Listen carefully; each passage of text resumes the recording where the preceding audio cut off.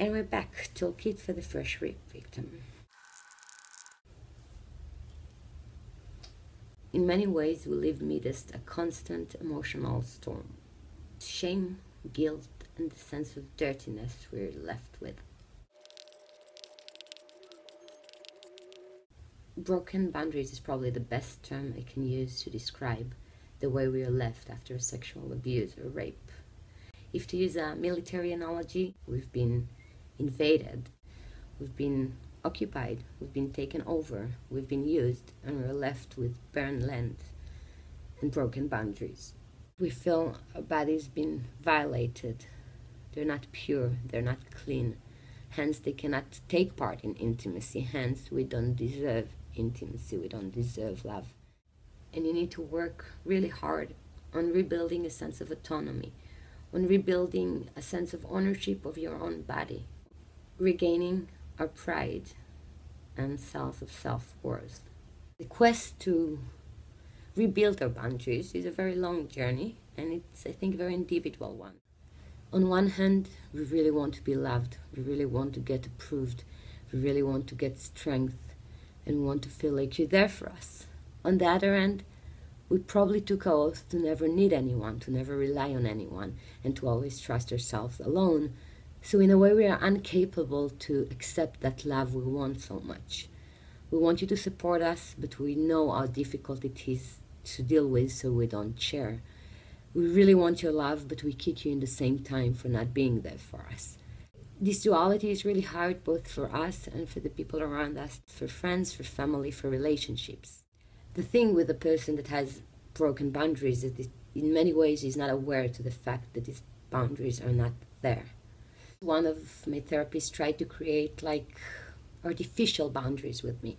When he just started talking about those boundaries, I didn't really get what he mean. So I had this red band tied around my hand, and I decided to look at that bracelet as some sort of exterior boundary that is on my hand and is a memory for there to create my own boundaries.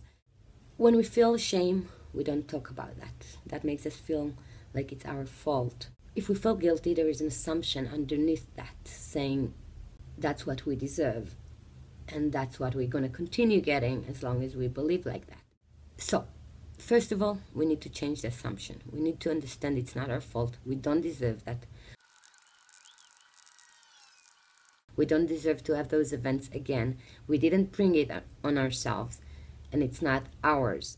It might sound weird to normal people, but for us it's very obvious. We don't necessarily know that our bodies belong to us, and only to us.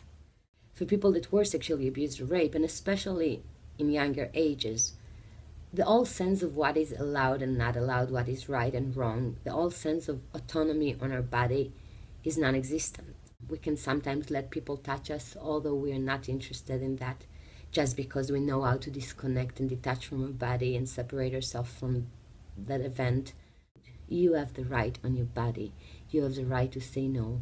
And you have the right to say no without smiling. I'm pretty sure all of you get exactly what I mean, but we sometimes don't know how to say no without a smile. This strong conflict. On one hand, we really need love. On the other hand, we cannot contain it. On one hand, we really need support. On the other one, we don't share because we know how painful it is. On one hand, we really want to know that we're not alone. On the other hand, we inherently feel alone. We want to get help, but we feel like no one can help us because we deserve that, because we got what we deserve, because we're to blame. We want to share the pain, but we know this pain is sometimes too hard to contain. We want to build relationship, we want to trust, we want to have intimacy, but we feel our bodies are violated. Secondly, we need to recover our burned state after occupation. We need to rebuild our borders. We need to rebuild our boundaries. We need to regain autonomy on our bodies. We need to learn again what is comfortable for us and what is not. And we need to learn to express that, which sounds obvious for normal people, but it's not that obvious for us. To sum it all up, you need to realize it's not your fault. Because it's not your fault, you shouldn't be ashamed. You shouldn't feel guilty. It's not anything you did, it's something that happened to you.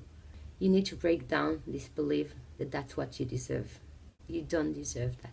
It happened to you. We've been invaded. We're left with burned land, and we need to start reconstructing our boundaries, rebuilding our sense of identity, of independence. So I'm saying it again, and I'm insisting that you make that point clear to yourself. It's not your fault. If you need, write it down like we did in the first episode and hang it in front of your face. It's not your fault. It's not your fault. It's not your fault. Next time, we'll speak about memory, and especially how evasive memory is for people like us. Until then, be strong, hold on, be nice to yourself, do something fun.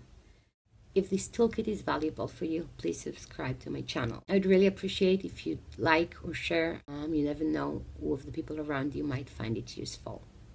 I'm not. This is Sleepy Emma, but she's 12 and she needed to deal with me all those 12 years, so excuse her. Emma, say hi. Please say hi.